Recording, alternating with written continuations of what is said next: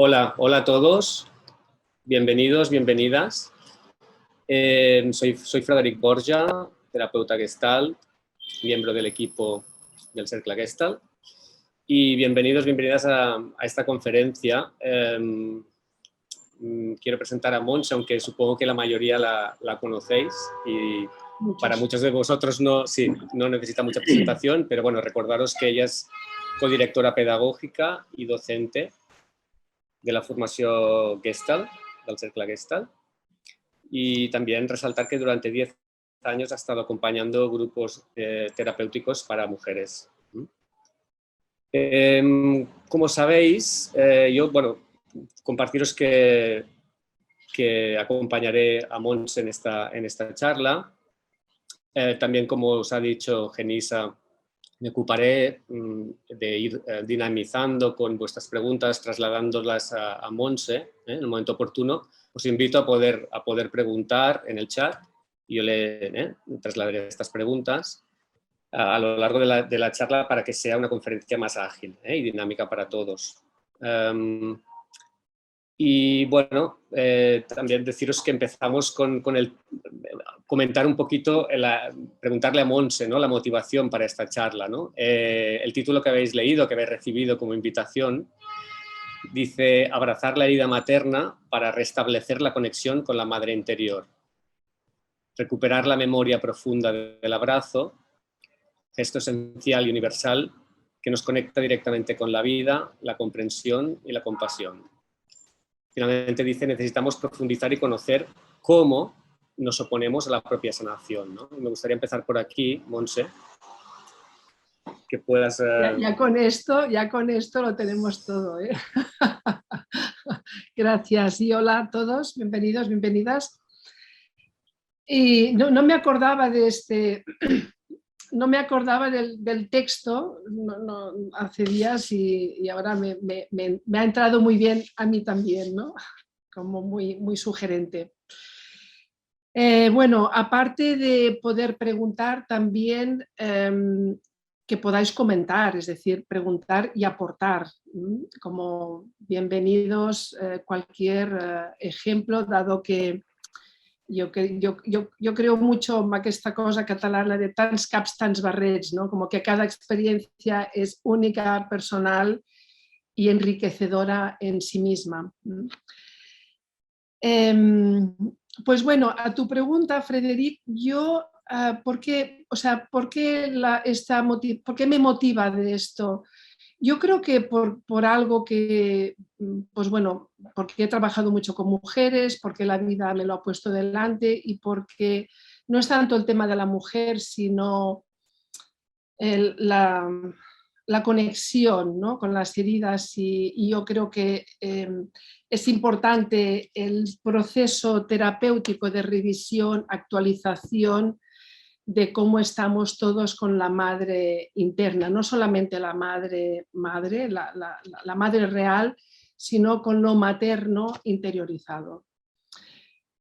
Y como para mí la conexión es directa con la vida y con el amor, pues bueno, de alguna forma pues así me surgió, pero esta es la motivación, una invitación a la revisión, a la actualización, porque creo que es un tema que nunca se acaba, que siempre está presente y que también el aspecto materno se va transformando dentro de nosotros y es una buena manera de autoconocimiento y de aprendizaje, estas actualizaciones y revisiones. Esta es la motivación. El título de Abrazar la herida, bueno, yo una vez ya escribí un artículo sobre el abrazo. A mí el abrazo es un gesto, como digo, casi como un mudra, ¿no?, como un gesto en sí mismo que o al menos a mí particularmente me ancla a toda una vivencia muy profunda. Y es un gesto físico, pero que a la vez tiene como una invitación a una vivencia. Y bueno, el título apunta casi al final de todo el proceso del cual voy a hablar, ¿no?, o del cual me gustaría hablar. Yo creo que hablar de lo materno es inabastable, pero de alguna forma, pues bueno, lo que me surgió es un poco una línea de proceso, de seguimiento, que es lo que voy a aportar con vuestra ayuda también y aportaciones, pero que sería, el título es como que apunta al final, ¿no? Es como terminar abrazando esa parte herida o la falta que todos tenemos de alguna manera, ¿no? Como potencial. Este es el punto de partida. Y bueno, antes de continuar, me gustaría primero, aunque vamos a hablar básicamente o esencialmente de lo materno o las heridas con lo materno, con la madre, en cualquier caso siempre está presente el padre, es decir, en ningún caso está excluido el padre o la figura paterna, dado que forma parte del sistema en el cual se desarrolla todo esto de lo que estamos hablando. Solamente que en esta ocasión, en otra ocasión ya pondremos el foco en el tema paterno, pero muy presente que el padre o la figura paterna forma parte de todo de lo que vamos a hablar. Aunque sí es cierto que el foco estará puesto en la función materna.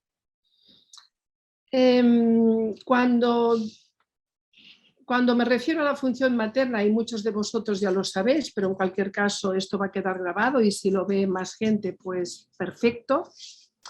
Quiero diferenciar o quiero señalar que me refiero o nos referimos igual, de igual modo a la madre biológica, dado que evidentemente hay una parte que es biológico, la parte de la gestación, el parto es biológico, pero también a la parte, o sea, al postnatal, donde lo materno o la función materna puede ser ejercida por otra persona, que es la persona que puede ser de referencia o porque está más presente o porque está o con más incidencia o más significativa en esas funciones de esas primeras etapas de la vida.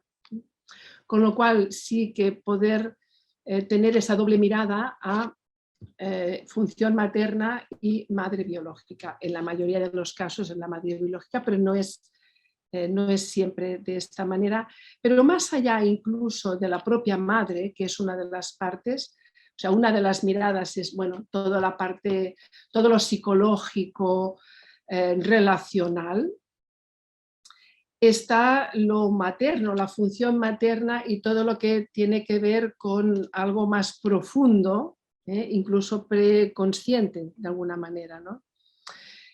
Entonces, uno de los objetivos es señalar o poner el acento en cómo queda grabado la incidencia o el impacto que genera en nosotros, bueno, en los bebés, en los niños, en el crecimiento, esas primeras etapas, desde la concepción hasta, de alguna forma, el desarrollo.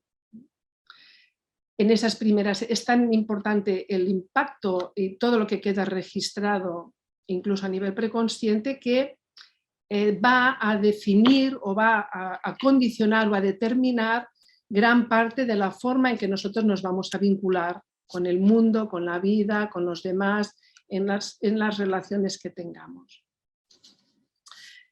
Está escrito, por ejemplo, en autores con estudios de neurociencia, que el 75%, en el 75% de los casos podemos predeterminar o determinar con anticipación a un año vista qué tipo de vinculación va a tener un niño, cómo se va a vincular, de qué forma va a registrar sus códigos, sus patrones de respuesta emocional vinculante, determinados por el tipo de vínculo que la madre ha tenido durante el embarazo y también determinados como la madre tiene registrado como su vínculo con su propia familia. Es decir, esta es la potencia de cómo esto incide a nivel muy profundo en nosotros. También hoy en día está muy en boga todos los estudios de la epigenética, es como que más allá de los códigos genéticos, todo el entorno, todo lo vivencial tiene un poder de impacto y de fijación muy importante. Hoy en día todo esto ya no son teorías psicológicas, hoy en día todo esto ya está de alguna forma estudiado, demostrado y muy registrado con muchísimos estudios que siempre están evolucionando continuamente.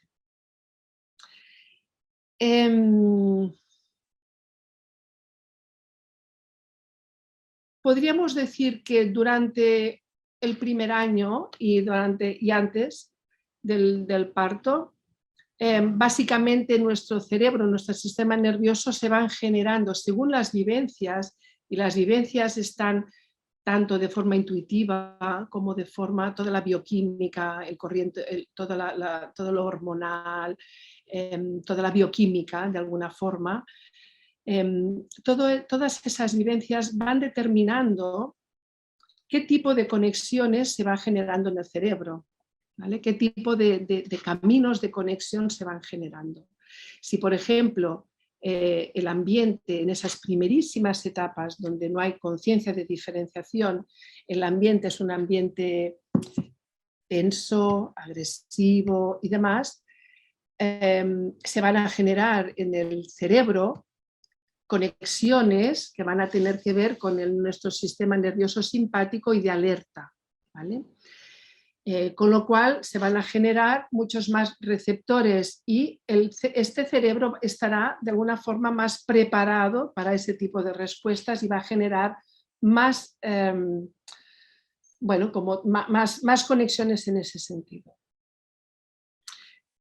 Si el ambiente, y el ambiente, aunque sea antes del nacimiento, tiene que ver con un ambiente muchísimo más acogedor, armónico, amoroso, con otro tipo de aspectos más tiernos, se van a generar otro tipo de conexiones del sistema nervioso parasimpático que de alguna forma van a generar pues toda esta disposición neurológica a este tipo de vivencias, facilitando que nuestra vida o la vida se vaya generando más fácilmente en ese tipo de respuestas. Esto sería en una etapa, se dice o dicen en un primer año que es más de formación. Después, cuando ya estamos formados en ese primer año, que también se dice mucho en la psicología, donde lo materno es a demanda, la madre disponibilidad, es decir, esa parte fusional donde de alguna forma no hay diferenciación. Luego, lo que va sucediendo es que se va de alguna forma reconfirmando o descartando todo esto. Si esos ambientes, conforme vamos creciendo, 2, 3 años, se van repitiendo, ¿vale? Evidentemente, entonces el cerebro, o sea, la formación, todos los aspectos formativos, van a decir, vale, sí, esto es útil, vale, continúa, o sea, esto se queda. No solamente se queda, sino que necesitamos refuerzos en ese sentido. Y se va cristalizando la formación del sistema nervioso y de nuestro cerebro, las conexiones del cerebro. Si, por ejemplo, es una etapa, pero luego vienen otro tipo de vivencias, otro tipo de manera, o sea, como otro tipo de contexto y de vivencias, hay algunas que se pueden descartar y se van generando las otras. Es decir, hay una plasticidad muy grande en esas primeras etapas, que son las que de alguna forma tienen que ver con lo materno fundamentalmente. Pero aquí ya vemos que no es solamente la madre, sino es la madre y todo su contexto. Y la madre, el contexto, y la madre y su propio mundo interior, su propio mundo interno. Entonces se va configurando todo esto, descartando, no, que ya no hay más crisis, no hay más broncas, no hay más tensiones, pues se va como si se fuera secando esto, se va descartando y se van generando las nuevas. Tener un poco esa idea, aunque esto es muy burdo, mi forma de explicarlo, pero de alguna forma ser más conscientes de eso nos pone más conscientes también de lo importante de que todo eso ha sido más allá de lo que recordamos y más allá de lo que nosotros estamos psicológicamente elaborando o de alguna forma recordando. Eso, en ese contexto de importancia, en ese periodo de lo materno, es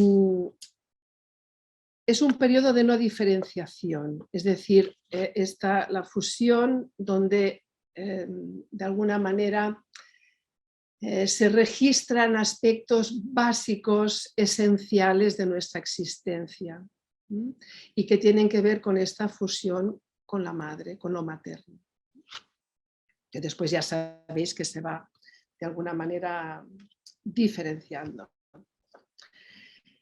¿Qué es lo que es necesario para poder de alguna forma crecer, evolucionar en la vida y desarrollarnos en un sentido amplio, más como identitario?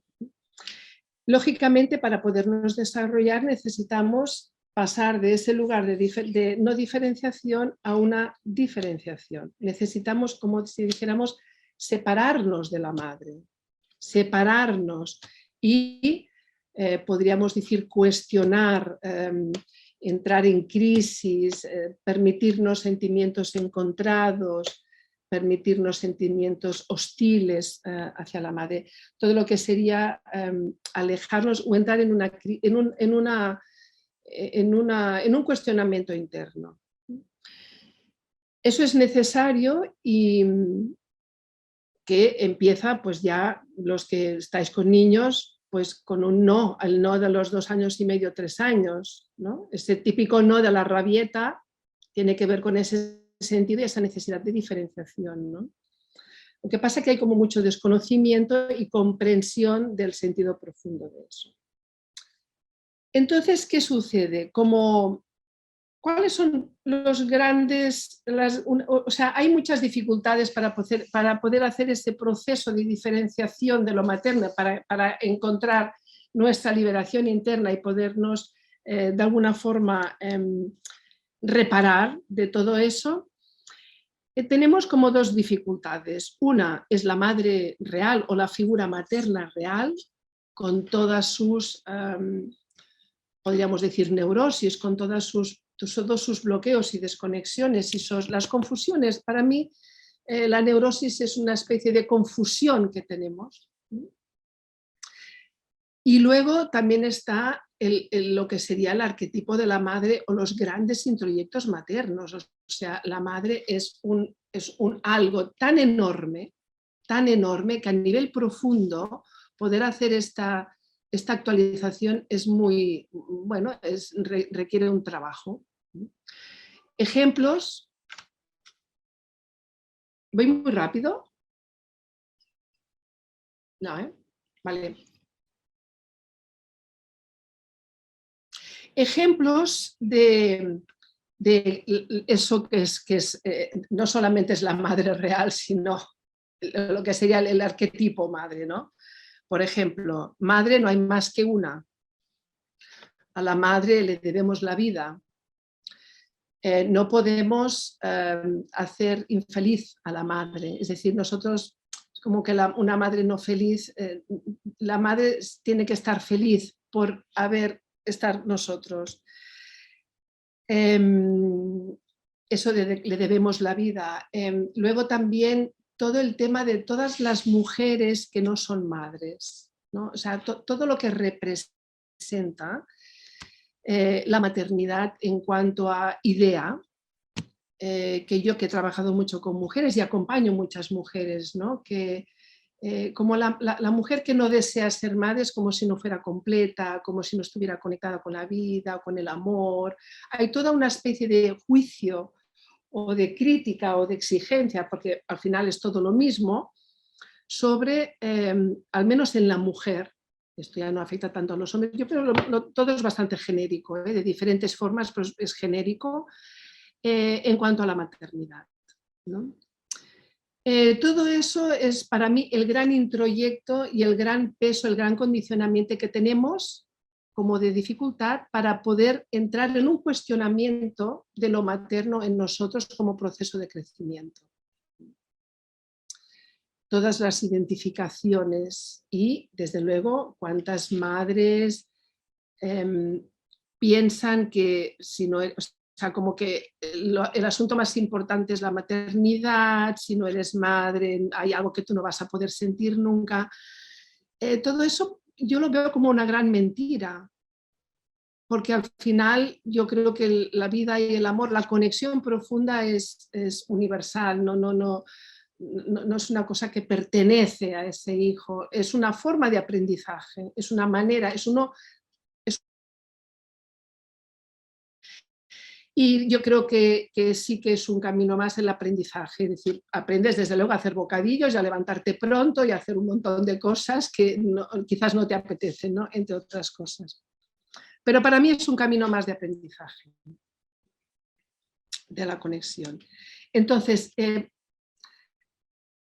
¿cuál es una de las cosas que yo quería de alguna forma transmitir? Es una invitación a la revisión de cómo estamos con eso y de cómo de alguna forma, bueno, yo creo que los que estáis aquí todos habéis hecho terapia o tal, pero yo creo que no se acaba nunca y una actualización nunca viene mal, ¿no? ¿Cómo es ese proceso de diferenciación? O al menos ver cómo me he permitido realmente profundamente esta diferenciación. Las madres, como si dijéramos la función madre real, la real o la que ha hecho la función madre, al final son como transmisoras de esa conexión, pero que vienen con su propia neurosis, ¿no? con sus propias dificultades y sus propios códigos, ¿no? Esos códigos de los que hablaba, que son muy grandes, no solamente los familiares, sino los que están tal, vienen con todo eso. Y además, pues hay madres que se preocupan de ser buenas madres en lugar de estar conectadas con el amor o con la esencia, es decir, esas madres preocupadas de ser buenas madres, yo creo que es uno de los temas, una de las grandes confusiones, ¿no? Y que en la terapia nos lo encontramos muchísimo. Entonces, ese poder revisar y entrar en crisis muchas veces es difícil a nivel profundo. ¿Qué nos sucede? Que en el fondo nos quedamos, por ejemplo, seguro que todos conocéis o tenéis clientes donde hay personas, da igual, hombres o mujeres, que han roto con el padre, ¿no? Que han dicho yo, pues ya a mi padre, o sea, no tengo padre, como una forma de resolver el conflicto interno, no tengo padre, no me hablo con él, hago punto final, se acabó, no tengo padre. Y es algo que se da bastante a menudo, o sea, que no es tan raro encontrar personas que resuelven eso dejando un padre fuera. ¿Cuántas personas conocemos que hacen eso con la madre? Es mucho más complicado. Yo creo que no conozco ninguna. Es como si a nivel profundo nos quedamos pegados a ese lugar antiguo, pero eso sí, nos podemos pasar la vida intentando cambiarla, nos podemos pasar la vida intentando cambiarnos, nos podemos pasar la vida tragados por la propia madre sin cuestionarnos nada, ni quién soy, ni cómo soy, ni lo que deseo. Nos podemos pasar la vida ahí, ¿no? En un intento desesperado de conseguir reparar o sanar esa falta de la madre. Cuando digo la falta no es la ausencia de madre, que puede ser que sea ausente, demasiado insistente, todos los modelos, y hacemos un repaso enneagramático. Pero pocas veces, yo no recuerdo en este momento, alguien ha dicho, no tengo madre, se acabó, corto por aquí, ¿no?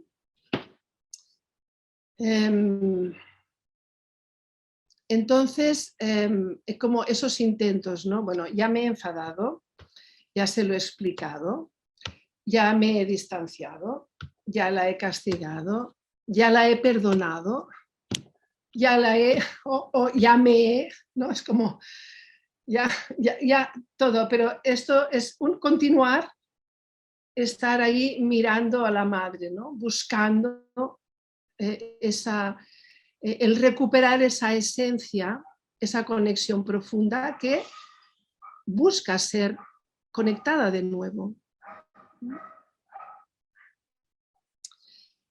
Ejemplos de modelos, pues madres, pues claro, madres o como patrones tenemos muchos, pues la perfecta, la controladora manipuladora, claro, todo el eneagrama, la insatisfecha, la que no sé, la desconectada, la preocupada, la sufriente, en fin, hay todo tipo de madres, ¿no? Y cuanto mejor madre, más complicado nos pone el tema. Cuanto más mejor, cuanto más cuanto más se esfuerza en ser buena madre, más atrapados nos quedamos profundamente. Y si no, nos quedamos profundamente atrapados en el odio o en la rebeldía o en el desamor. Bueno, entonces, ¿qué es lo que... Yo creo que el poder realmente, por ejemplo, que es que me vienen cosas, lo que deja un núcleo, para mí más, o sea, en lo que veo y lo que dicen, un núcleo más difícil es cuando no ha habido atención, cuando hay como ausencia, cuando ante lo que yo existo no ha habido atención. En cambio, cuando ha habido una madre, no sé, malhumorada, pero que te riña y tal, ahí hay menos, parece que hay menos trauma, ¿no? Entonces hay un núcleo de no ser vistos que es muy profundo y que a veces esto nos lo encontramos mucho, que es la no haber sido atendidos, ¿no? Como no tener esa mirada de conexión materna. ¿Hay alguna pregunta, algún comentario en este momento? Sí, Montse, precisamente con lo que acabas de decir, César Muñoz escribe, hola César, escribe, yo tengo una creencia de no ser suficiente por parte de mamá. Añade, ella nunca me escuchó mis peticiones disruptivas de niño. Y pregunta qué recomendaríamos para trabajar estas creencias. Esta creencia de no ser suficiente y de no ser atendido y acogido con lo que parece que son peticiones disruptivas o emociones quizás no bien vistas o reprimidas, juzgadas. Deberíamos preguntarle a él, pero supongo que va por ahí. Bueno, no, es un buen ejemplo porque esto es, por ejemplo, cuando hay la cosa de no haber recibido atención o de ausencia o de desconexión, ¿no? Cuando yo voy como niño con esa experiencia, como tú dices, César, y no hay, como que no hay, eso que yo soy o que yo, que en este caso es yo soy también, ¿no? Yo siento, no es recibido, deja esta sensación de falta. A ver, las diferentes respuestas emocionales evidentemente no son las mismas para todo el mundo, pero generalmente, por ejemplo, en un caso de no ser vistos y escuchados, vamos por el mundo, o sea, una posibilidad es ir por el mundo con ese código, porque a veces es inconsciente, vamos de alguna forma, es como si inconscientemente reconfirmando que eso es así. Parecería que buscamos que esto suceda desde fuera, ¿no? Y entonces vamos al mundo buscando que es igual pareja o tal, pero vamos buscando que alguien nos mire y que nos escuche. Al final, a veces decimos, ostras, parece que esta persona me escucha, pero si no está internamente o profundamente resuelto, llegará el momento en que esto no se dará. Que la respuesta de la otra persona externa no será la adecuada, desencajará con lo que yo estoy preveyendo y ¡buam!, otra vez será otra decepción, como, yo pensaba que... Pero no, ¿no? Entonces, una de las posibilidades, y aquí vamos a lo de abrazar la herida, ¿no? Es decir, muchas veces buscamos que lo exterior nos lo repare. Es un buen exterior si eres ser conscientes de yo necesito que alguien me escuche y en nuestro espacio terapéutico poderlo pedir conscientemente o darle foco a eso. Esta es una, es decir, yo no tengo este cromo en mi álbum experiencial y necesito que me escuches. Entonces, eso puede darse en la terapia. Yo necesito que me mires y que lo que yo siento o a mí me pasa te importa, por ejemplo. Cuanta más conciencia, más fácil o más directo es el camino, porque la comunicación es mucho más abierta. Necesito esto, que me escuches, que me abraces, que no me juzgues. Vale. Pero para llegar a eso, a veces necesitamos saberlo conscientemente. Otra es ver si toda esa falta la estamos buscando aún en mamá o en lo materno, en la mujer o ojo, es que voy y mi madre se lo digo y le dije, para mi cumpleaños me gustaría, que le digo que me gustan los pasteles de fresa y a pesar de que se lo digo, voy y no lo hace. Como seguir en eso, ¿no? Como esperando. Al final, la aceptación o la visión, cuando hablo de abrazar la herida, significa en algo de que tiene que ver con abandonar la lucha, de pretender, como el niño sigue reclamando, la herida infantil sigue reclamando, o que los demás, o que la madre, ahí en la pelea. Cuando yo escucho, a mí me falta eso, porque soy consciente que yo no soy la causa de que me falte. Esa es la diferenciación. El acto de diferenciación es, yo no soy la causa de que mi madre no me escuche. La diferenciación es, tú eres tú y no escuchas, y yo soy yo y merezco ser escuchado. La diferenciación es, yo no soy la causa de que tú no me escuches. Cuando podemos tomar conciencia de eso, digo, yo necesito escucharme.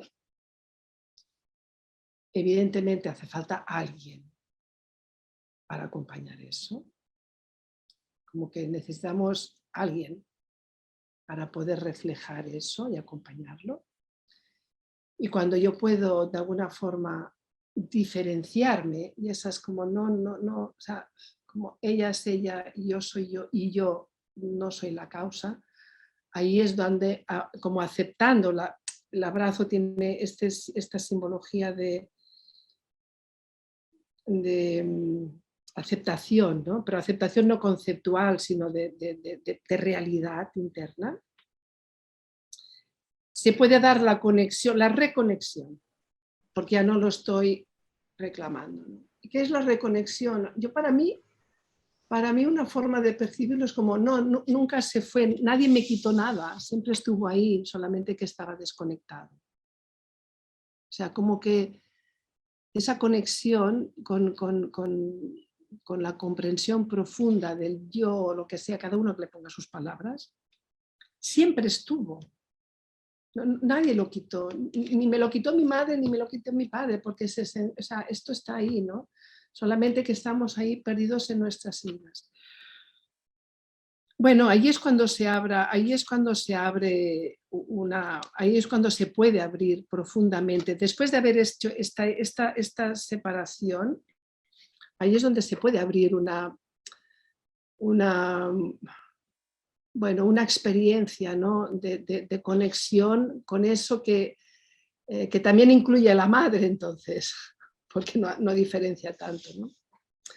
Entonces, para mí el proceso es revisar todos los códigos y patrones con la madre, permitirse lo hostil, permitirse el derecho a lo que sería la separación. Pero entonces viene la madre y te alejas un poquito, te distancias y dices, ay, es que no me llamas, es que hace una semana que no me dices nada, es que yo, en fin, es como, eso es lo difícil, ¿no? Porque ¿cuál es el tabú? No hacer daño. Es uno de los grandes tabús, no queremos hacer daño. Entonces, si la madre no ha hecho, si la madre o nosotros como madres o como adultos o como adultas no hemos hecho este proceso de permitir lo hostil y de soltar, de perder, no soltamos, como nos quedamos ahí, es como no me llamas, no sé qué. Bueno, en fin, todo esto. No sé si te he contestado. Esta es una de las formas, es que, pero no queremos hacer daño. En fin. Ese es el sentido del abrazo. Es como me falta, ¿no? Y eso también es como puedo aceptar la falta de la madre, puedo aceptar que eso no me lo supo dar. Ayuda mucho en el proceso terapéutico el poder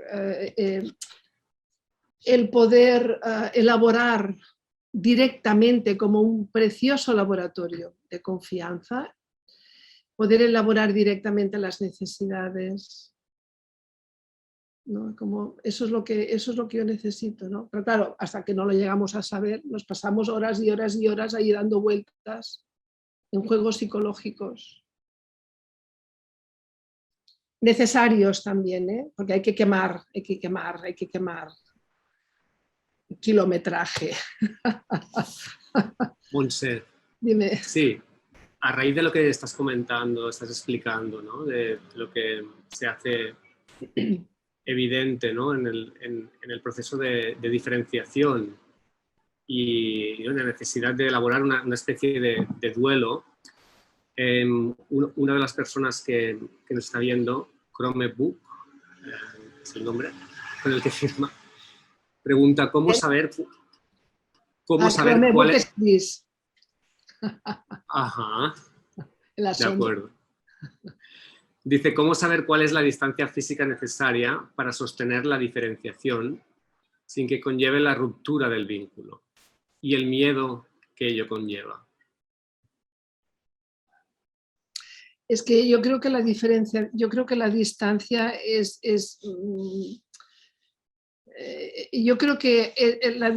un movimiento necesario para poder ver un poquito más claro, pero que evidentemente no hay una distancia, hay cada uno y su conciencia. Yo creo que al final es el gran permiso a internamente separarse, ¿no? Igualmente lo hacemos inconscientemente. O sea, hay muchos actings inconscientes que van en esa dirección, pero no hay una... yo creo que el vínculo no se rompe nunca, o sea, el vínculo con la madre es indestructible por definición, pero yo creo que cuando uno toma distancia con responsabilidad sobre sí mismo y con trabajo personal. No es un tomo distancia porque la quiero dejar ahí, tomo distancia porque yo necesito encontrarme a mí de alguna forma, ¿no? Es un tomar distancia no porque ella es una pesada o es una manipuladora. En el fondo tiene que ver con sacar el foco de la mano como asunto de responsabilidad. Entonces, la distancia que dices, vale, yo tomo la distancia pero no la dejo de mirar o no dejo de estar ahí atado, entonces es una distancia para poder tomar responsabilidad y poder mirar adentro. No sé, ¿se entiende Como yo tomo distancia, puedo irme al Brasil a tomar distancia de mi madre, pero internamente puedo estar ahí sin soltarla, ¿no? Es un acto de dolor. Qué bien, Frederic, que me has puesto la palabra del duelo. Sí. Es un acto de dolor es un acto de dolor Sí. por la falta, del dolor de la falta y el dolor de la desconexión. El dolor de la desconexión. Sí, en este proceso de aprender a volverse madre, ¿no? de uno mismo, de una misma, ¿no? Llega un momento que sí se reconoce lo que me estoy perdiendo, ¿no? A día de hoy por no elaborar este duelo, ¿no? Por utilizar esta palabra. Evidentemente es muy difícil entrar en ciertas heridas, especialmente la herida materna, que como has explicado, Montse, por este gran intrayecto materno, parece más evidente o incluso a veces más culpabilizadora que la paterna, ¿no? Pero la paradoja para mí es que al final el amor entra por la herida, ¿no? Como parafraseando a nuestro colega Jorge Llano, ¿no? Es decir, solo aceptándome en esta vulnerabilidad, ¿no? Es cuando yo puedo cambiar. Y esto es un proceso que tengo que hacer, como tú has dicho, acompañado, pero que tiene que sostenerse, ¿eh? Con responsabilidad, ¿no? No para culpabilizar a nadie, sino para elaborar algo interno, esta madre interiorizada, ¿no? El proceso de aprender a volverse madre de uno mismo. Y a medida que voy haciendo esto, ¿no? Mi experiencia, la experiencia de las personas que acompaño, es que voy entendiendo que esta protección, estos mecanismos de defensa, ¿no? Este carácter, este ego que tuve que construirme, que me separó ¿no? Me distancié de mi corazón y del corazón de los otros, lo desarrollé porque para protegerme de algo que me dañó, ¿sí? Pero también hoy en día es ¿no? Estas mismas defensas lo que me impiden la conexión y la confianza en la vida que hablabas tú, ¿no? Es decir, que la recompensa es de volver a apropiarme de mi capacidad de establecer estas relaciones íntimas, empezando con la relación conmigo mismo, ahí donde me siento seguro, ¿no? Desarrollar mi sensibilidad, mi vulnerabilidad y abrirme a la intimidad real que las relaciones adultas, ¿no? me proponen, la de pareja, la de amistad, ¿no? Que solo puede venir evidentemente si desarrollo esta capacidad de sentirme vulnerable, ¿sí? De acoger lo que siento y validar lo que siento. Y esto creo que hay un momento que, como tú has dicho, que es bueno sostenerse sin tanto contacto, tanta interferencia con ese tipo de relación que seguramente se ha quedado cristalizada con la madre, ¿no? Y para conseguir... Veces que... Sigue, Frederic. Sí, no, para recuperar esta mirada compasiva con uno mismo, ¿no? El cultivo de una atención, de una actitud benevolente, ¿no? Y para el aprendizaje, digamos, del autocuidado, ¿no? de la confianza en nosotros mismos y en la vida. Y esto con lo que proponemos, por ejemplo, ¿no? con la formación Gestalt, es una manera de elaborar este proceso sosteniéndose y siendo acompañado. Que es muy útil y a veces es ardua, pero es muy fructífera. Es muy fructífera, porque esta herida materna o de la función madre la llevamos todos. No hay la madre ideal, no hay la madre perfecta. Hombre, Frederic, hablas como hombre, es como tu prisma, ¿no? Desde ser hombre. Hablo en general, puedo hablar también. Puedo hablar también. Sí, sí. Como hombre más tarde. Vale. Hay una aportación, he visto, sí. La culpa. Yo he pasado, dice Ana, comparte con todos nosotros, todas nosotras. Ana dice, yo he pasado por la culpa durante mucho tiempo, por diferenciarme, y aún sigue apareciendo en ocasiones, puesto que tengo una madre manipuladora. No sé si la culpa es algo natural en el proceso de abrazar la herida materna, o es seguir sin soltar por tener una madre que siempre ha jugado con la culpa? Bueno, yo creo que, a ver, yo he hecho aquí una historia que es decir, he hecho un puente maravilloso, ¿vale? Es un puente que en una hora es un puente maravilloso, que es decir, ostras, qué profundo y qué incluso preconsciente es el tema con la madre y qué implicaciones hay profundas y cómo de difícil es el trabajo con la madre, dado que forma parte de esas primerísimas etapas y de esos códigos tan gordos con lo materno. Pero evidentemente hasta llegar a ese punto final, que yo soy muy brava y he dicho abrazar la herida, ¿no? Y como es un poco inspiracional, es como está claro que hay un lugar interno donde no hay, es como donde no hay, donde se libera todo eso, ¿no? Pero evidentemente el proceso, cada uno tiene su camino, tants caps, tants barrets, y a veces pasa por la culpa, a veces pasa bueno, pues por diferentes lugares, ¿no? La culpa es un gran, que la culpa está por nacer, o sea, es que la culpa la arrastramos desde un lugar tan antiguo y tan, ¿no? Que es difícil, ¿no? Yo casi que al final es una decisión, ¿no? Es una decisión liberarse de eso. En algún momento uno camina, le sangran los pies, no sé qué, haces tu purgatorio y dices, vale, hasta aquí, ¿no? Pero este hasta aquí es un lugar profundo de amor y de autoamor y evidentemente en ese lugar no hay culpa. ¿Culpa de qué?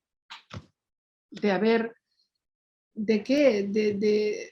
De todos tus ancestros, de la neurosis. No. Entonces, ¿qué es lo que pasa aquí? O una de las cosas que pasan, ¿eh? O al menos una de las cosas. Yo abro desde mi propio límite y otra persona que sepa mucho más va a decir otras cosas más interesantes. Hay lecturas interesantes.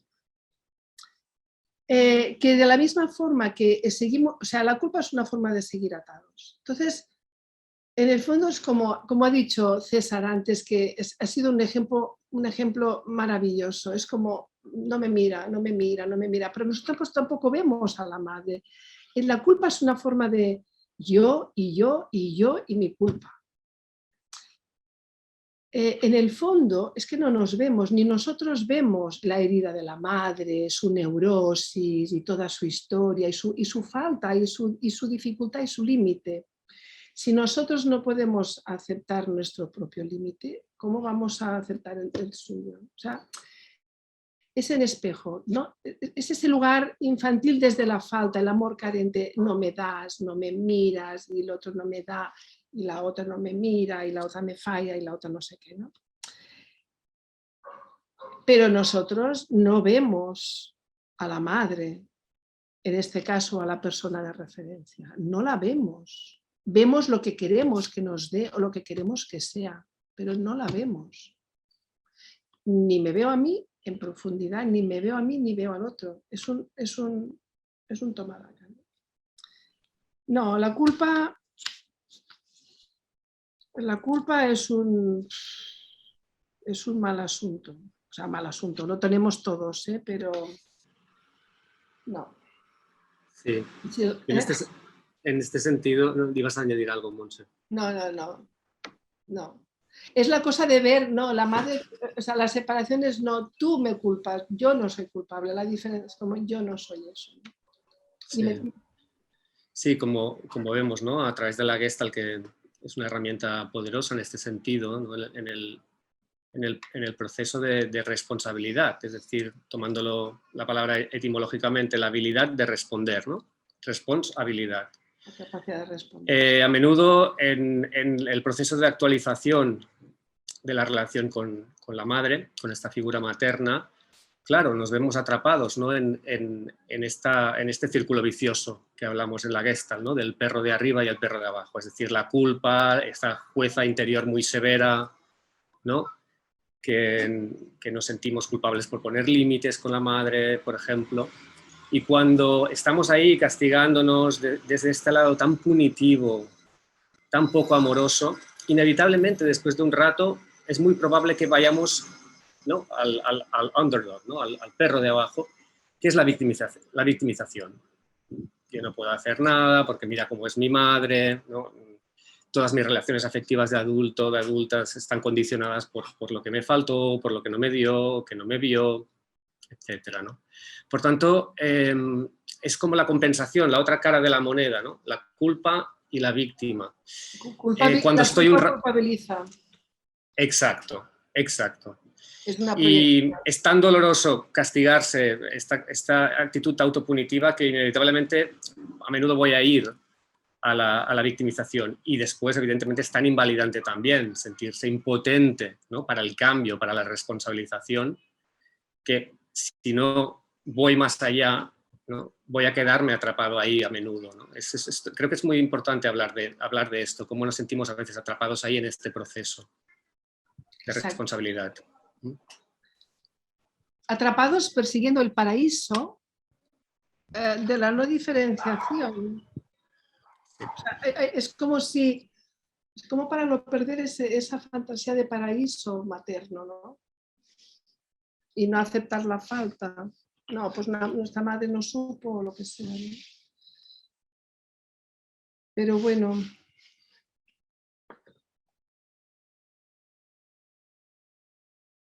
Yo supongo que,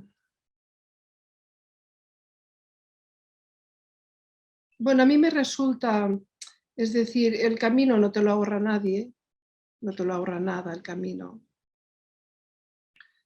Pero a mí me gusta la inspiración, o sea, a mí me gusta, creo mucho en la inspiración, no sé si me gusta, pero creo en la inspiración y en la apertura a la inspiración, ¿no? Como salir de ese lugar estrecho, ese atrapar.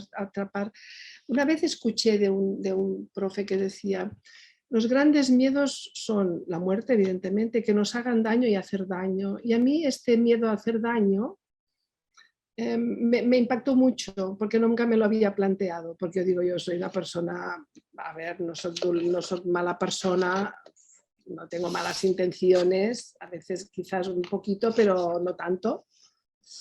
Pero fue muy potente ese darme cuenta de que el miedo a hacer daño es tan importante y tan profundo. Y para mí queda muy anclado en eso, ¿no? En el separarnos, en el realmente diferenciarnos y preguntarme quién soy, qué deseo y qué necesito de una forma para realmente recuperar eso. Me parece que ese miedo a hacer daño está ahí muy, de alguna manera, ¿no? Una vez escuché de uno de estos naturalistas que dijo, yo a mis hijos, un bravo de estos que están por ahí por los montes y selvas, dijo, yo a mis hijos a los 18 años los mando, no sé si dijo con unos euros en el bolsillo, los envío a la otra punta, Australia, y que vuelvan solos, cuando quieran, pero que se ganen el viaje de vuelta, ¿no? Como me pareció muy interesante, pensé, wow, yo esto no sería capaz de hacerlo, ¿no? Pero me pareció, no, decía de verdad, no era simbólico, evidentemente es muy bravo, ¿no? Pero me pareció tan interesante como símbolo de soltar, sé tú, descubre quién eres, mira cómo consigues tu vida, tu comida, mira cómo consigues y cómo regresas, ¿no? Y cómo regresas a casa, a tu tierra, tal, ¿no? Me pareció, bueno, yo no lo puedo ni pensar, pero me pareció maravilloso como símbolo, ¿no? Y él lo decía de verdad, ¿eh? Lo hizo. Bueno, un poco eso representa, ¿no? Pero también, ¿qué más? Sí, Josep Martín Villacreces pregunta, a raíz de lo que estamos hablando, ¿qué importancia tiene en el proceso terapéutico disculpa un momento, antes, dice, ¿qué importancia tiene en el proceso terapéutico, antes del distanciamiento y de la diferenciación, dar un lugar y honrar a la figura materna? ¿Y de qué forma se puede llevar esto en terapia?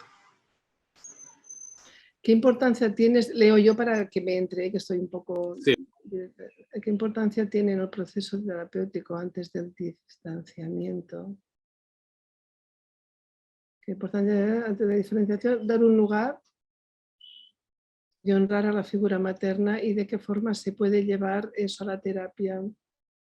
Bueno, yo creo que las dos cosas no son, no son incompatibles, es decir, a un nivel de conciencia, como puede ser en este caso, es que todo depende, porque digo, los caminos no son, cuando hablo de distanciamiento no hablo de distancia física, a veces sí, a veces es necesaria la distancia física, sino que es como decir, vale, yo hago una parte del proceso, honro a mi madre, tal, pero luego me refiero como a lo profundo de ser conscientes de cómo los condicionamientos de los códigos maternos nos están impidiendo. Entonces, ¿de qué forma se puede llevar esto a la terapia? Cuando hablas de esto no sé muy bien a qué te refieres, a la diferenciación. Para mí es la revisión, actualización de cómo el código, lo emocional materno está, qué lugar ocupa la madre en mí, qué lugar, cómo yo estoy pendiente de lo materno y no busco, cómo yo estoy dependiente de alguna forma de lo materno, cómo me muevo en mi vida desde la carencia, es decir, mil formas, ¿no?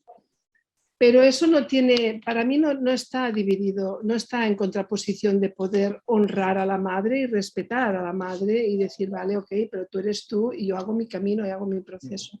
No sé si te contesto porque no entiendo muy bien. Sí, un poco, tal vez tiene más relación con el orden, es decir, antes de esta distancia, no me refiero a una distancia física, aunque puede también serlo, Vale. Y de esta diferenciación, si previamente a esto, parece que un paso previo a esto, debería ser darle un lugar a la figura materna, pero desde el adulto, no ya desde el niño, sino como la persona. Sí, puede ser, claro que sí. Como que es necesario antes, mi pregunta es si es necesario antes darle un lugar, antes de distanciarse, ¿no? Darle un lugar, reconocer lo que comentabas en el momento, reconocerla como persona, reconocer su historia como madre, como vivió como madre, como persona. Depende del proceso. A veces hay gente que está en mucho conflicto y necesita hacerlo desde el conflicto. Eso es como decir, uno se va, como si dijéramos, en una época de adolescencia más rebelde, uno se va de casa diciendo, mira, necesito irme, necesito crecer, me voy. Uno se va dando un portazo, uno se va desapareciendo y volviendo al cabo de nuestro... O sea, las formas, cada uno como necesario, a veces hay procesos que pasan por un conflicto realmente, por sentir la rabia, por realmente romper algo. No todos, es decir, uno puede decir, papá, mamá, os quiero mucho, gracias, me habéis dado la vida, pero ahora me voy. El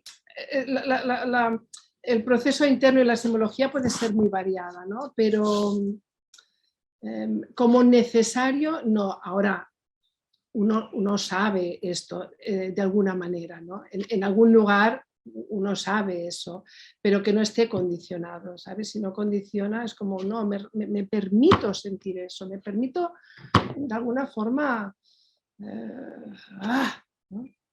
poder sentir cosas hostiles. Pero sí, es una forma y cada proceso pasa. A veces uno siente que necesita hacer eso, ¿no? ¿Pero por qué? Porque al final no queremos dañar porque necesitamos integrar. Al final la cosa es integrar, ¿no? Claro, pero si me disculpáis, sí. Que a veces en estos procesos en que la persona se queda enganchada en esa rabia, en ese distanciamiento, en alejar, y se queda cuajado ahí, ¿sí? A veces sí, a veces. Entonces, pues bueno, el tema es la conciencia de estar enganchados. La cosa es, soy consciente de que estoy enganchado y yo aquí enganchado con eso no me encuentro. Realmente cuando alguien viene a terapia ya ha intentado todo en cualquier asunto de su vida, ha intentado todo lo que sabe y dice, vale, ya no puedo más. Entonces, el tema es ser conscientes de estar enganchados, de sentir que estamos atrapados. Si no hay esa conciencia y del dolor, como decía, porque es un duelo, es un duelo al paraíso de alguna forma fantaseado, ¿no? Y evidentemente el reconocimiento y lo que tú dices, pues si surge así, yo creo que hay mucho respeto para cada proceso. Y también el más hostil. Yo a veces he acompañado procesos de hijas, por ejemplo, con madres, de una violencia, ¡buah! Pero de una violencia desesperada, desesperada por no conseguir el amor afuera, ¿no? Bueno, a veces pasa por violencia, sí, interna. También, Montse, que a veces la rabia, ¿no?, ata más, ¿no?, que los Sí, sentimientos sí. benevolentes, ¿no? Nos ancla más en el puerto materno, ¿no? Y nos dificulta este proceso de actualizar, de verme a mí con mis heridas, ver como adulto y reconocer a mi madre con las suyas y poder soltar amarras, ¿no? Y navegar un poco más libre, volver a puerto desde otro lugar. Claro, es un poco lo que decías, sabernos enganchados, reconocernos que estamos infantiles, de alguna forma. Ese reconocernos que estamos infantiles es un acto de decir, no es ella, soy yo. Yo me responsabilizo de mi conexión. Esa es la deuda con la madre. Es como la deuda como tal, ¿no? Me pregunto a mí misma qué responsabilidad tengo en la relación con mi madre desde mi parte adulta.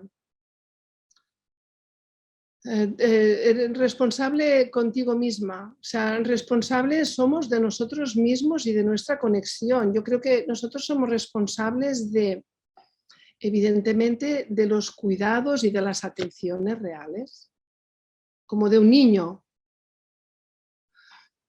De las acciones que decidimos, ¿no? Si voy a visitar a mi madre una vez a la semana o voy desde el adulto, como un poco desde el proceso, tomo responsabilidad definiendo cómo yo quiero hacer esos actos, pero internamente somos responsables de nuestra conexión.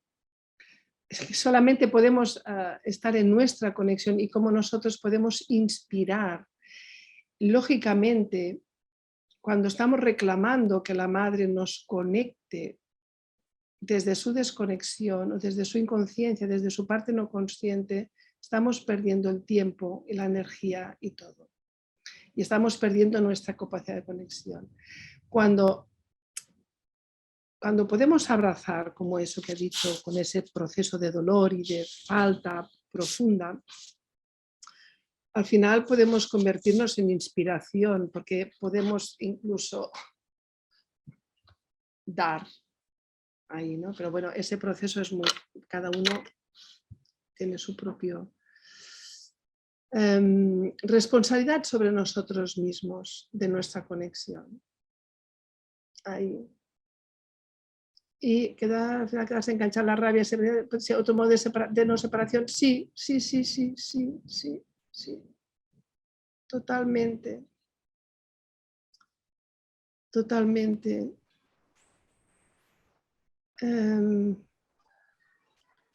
Hay algo que está como, es como si, yo creo que hay un miedo inconsciente de perder la vida, no sé, hay un miedo inconsciente de soledad, algo, o sea, hay cosas que son muy inconscientes, ¿no? Con esa fantasía de romper, ¿no? ¿Cómo abrazar la idea de abandono? Sí, el abandono. Ay, es que lo tengo abierto, perdona. Está bien escuchar tu voz, Frederic. Me parece una pregunta, ¿no?, que es una pregunta pues Pues sintiéndome abandonada, reconociéndome abandonada y aprendiendo a no abandonarme. Yo creo que ahora me ha venido a la memoria algo que estuvo presente en mí durante un tiempo, hace tiempo, que fue el tabú de ser. Es como si, yo creo que tenemos un tabú egoico de reconocernos heridos, a pesar de que estamos todo el tiempo hablando de nuestras heridas, pero hablamos de nuestras heridas de una manera. Yo creo que tenemos un tabú profundo, un tabú que significa como algo que tiene que ver con el ego, de reconocernos profundamente con falta, ¿no? Poder decir, ostras, no he sido amado, o me siento desconectado, o no conecto con el amor, ese sentirnos en falta realmente, de verdad, profundamente, sentirnos que estamos desenchufados de algo o faltos. Yo creo que en profundidad nos cuesta y que tiene que ver con el ego. Esa es una teoría mía. Al menos en mi proceso, en un momento dado, es como si, no, yo tengo estas heridas, mi madre, pero en el fondo reconocernos heridos e infantilmente heridos, enganchados en la niña, y hay mucho juicio sobre eso. Hay mucho prejuicio o autojuicio sobre decirnos a nosotros mismos, sí, estoy como una niña, ¿no? Ahí reclamando, enganchada, buscando. Yo creo que eso nos impide, al menos en mi proceso yo me topé con eso. Nos da vergüenza, bueno, hablo de mí, porque esto forma parte de mi proceso, como la vergüenza, ¿no? Algo que está ahí. Impide la conexión.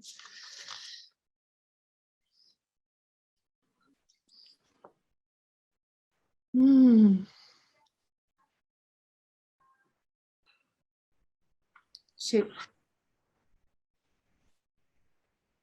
Yo creo mucho en el poder del abrazo como recuerdo. En el propio gesto, como recuerdo, como invitación, como algo que es como si nos conecta con algo que está más allá de nuestros juegos, ¿no? El acto del abrazo realmente, ¿no? del contacto.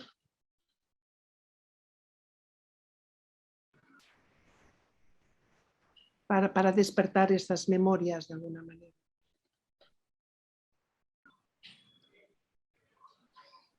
Estamos en los últimos, falta un cuarto de hora, sí, para la hora que hemos en principio previsto para esta conferencia, que era 1 hora y media.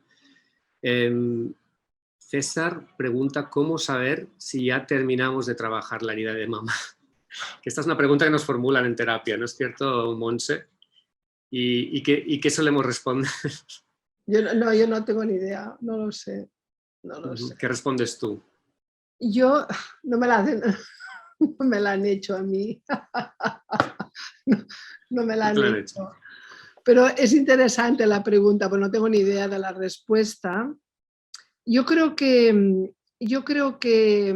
no sé si hay teorías que dicen que nunca se resuelve. Yo conforme tengo más años, más hecho en falta el contacto con la madre, y la he tenido mucho, pero hay más esa presencia de la falta, a mí se me hace presente, no se me ha resuelto. En cualquier caso, yo creo que, pues bueno, el sentido de responsabilidad, la conexión, ¿no?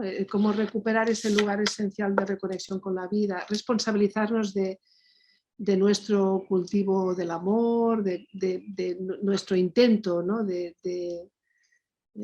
nuestra búsqueda, nuestra conexión, nuestro respirarnos y nuestro ser conscientes de que somos responsables. Para mí es eso. Si si estamos en eso, pues ya para mí estamos un poquito más,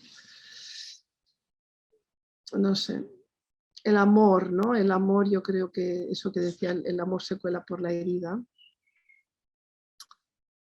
Y un gran sentido de no, o sea, soy yo, ¿no? Es yo, no sé responder más a eso.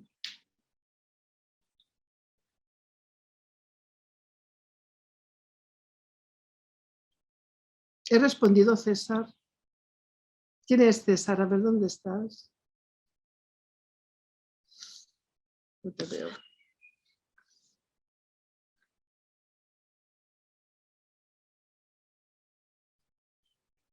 Ha respondido porque dice gracias por la respuesta y envía un corazón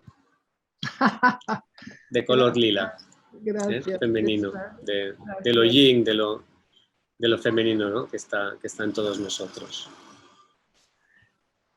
Fíjate que para mí este color, yo lo uso en mi WhatsApp, este color lila, porque lo veo tan genérico, no sé por qué. Fíjate, bueno, todos son proyecciones al final, ¿no?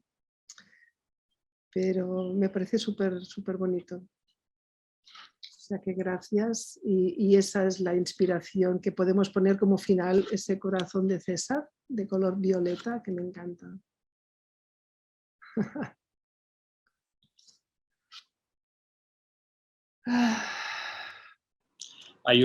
Hablando del corazón y de este viaje a casa, de Hay este libro. proceso de automaternaje, sí, hay un proverbio sufi que me gusta mucho, que nos lo compartió Sergio Veleda en un taller, cuando algo se rompe dentro y uno siente la falta de esta mirada benevolente hacia uno mismo, de esta actitud amorosa, compasiva,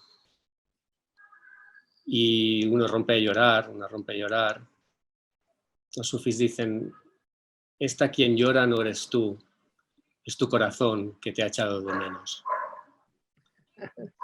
Y creo que hay algo de esto, ¿no? de estar dispuestos a que se vaya rompiendo el corazón, a escucharlo, ¿no? A acercarnos y a ver que susurra a veces, que grita a veces, pero si estamos ahí, estamos en este proceso. Exacto. Ay, qué bonito, Frederic. Qué bonito. Me encanta. Sí, cosas para poder leer. Tú tenías este libro que me ha parecido muy interesante y que no lo he leído, el Sí. que decías tú, Frederic. Sí, es un libro que de hecho que se ha publicado este año y se llama, hablando de los grandes introyectos maternos y el tema de la culpa, como la culpa y la maternidad van de la mano, ¿no? Incluso hasta antes de ser madre, pero después, a veces también después de ser madre. Hay un libro que se llama Las abandonadoras, que se ha publicado este año. La autora es Begoña Gómez Urzaiz. Y en este libro ella habla de mujeres brillantes, de algunas que las conocemos todas por sus aportaciones, contribuciones artísticas en este siglo, y también algunas en el siglo XX, estoy aún en el siglo XX. Se nota mi edad aquí. Del siglo XX y antes, ¿no? Por ejemplo, Doris Lessing, Ingrid Bergman, Mercè Rodoreda, María Montessori, Gala Dalí, Joni Mitchell y también algunos personajes de ficción, como por ejemplo Ana Karenina, ¿no? Todas ellas tienen en común el haberse separado de sus hijos, de sus hijas, ¿no? Y de todas ellas seguramente, ¿no? Alguien dijo en algún momento qué clase de madre abandona a sus hijos, ¿no? O pone por delante su desarrollo profesional, vocacional, ¿no? Su pasión.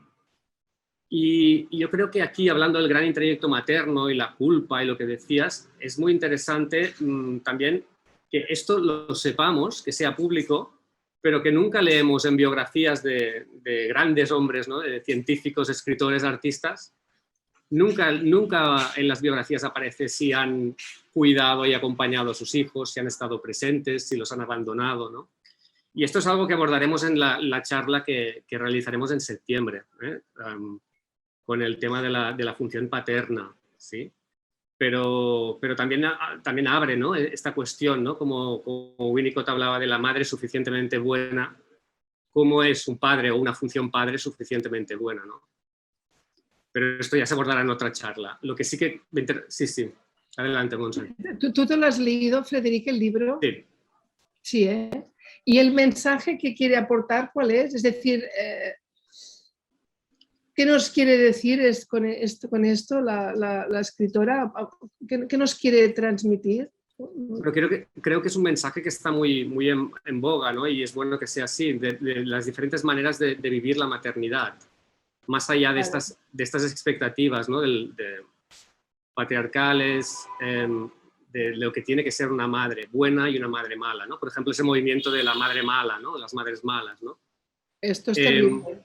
Y de las muchas maneras de vivir la maternidad. Claro.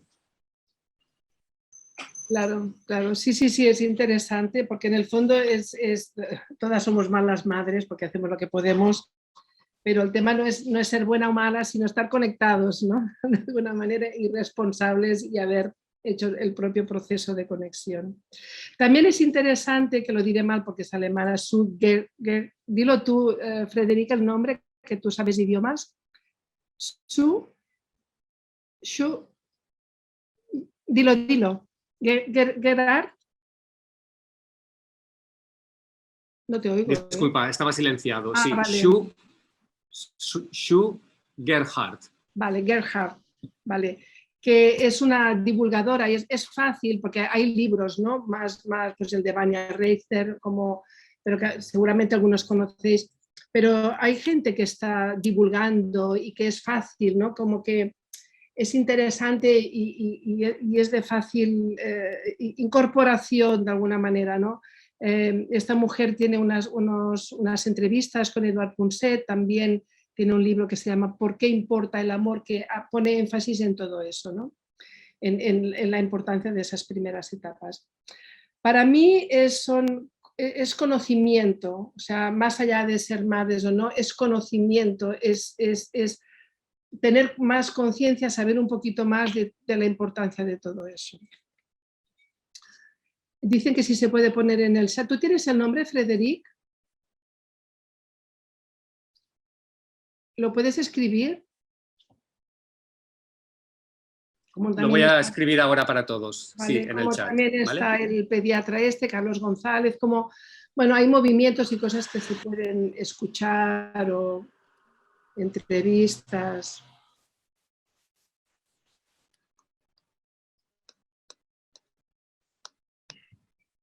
Y por eso un corazón violeta al final, por favor. Más. De acuerdo.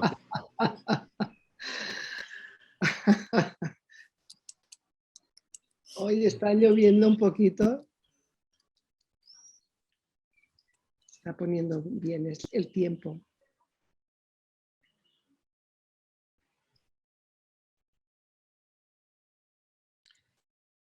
Voy escribiendo la referencia bibliográfica y, bueno, Montse, no sé qué te parece, pero parece que es hora ya de ir cerrando, ¿sí? ¿Quieres?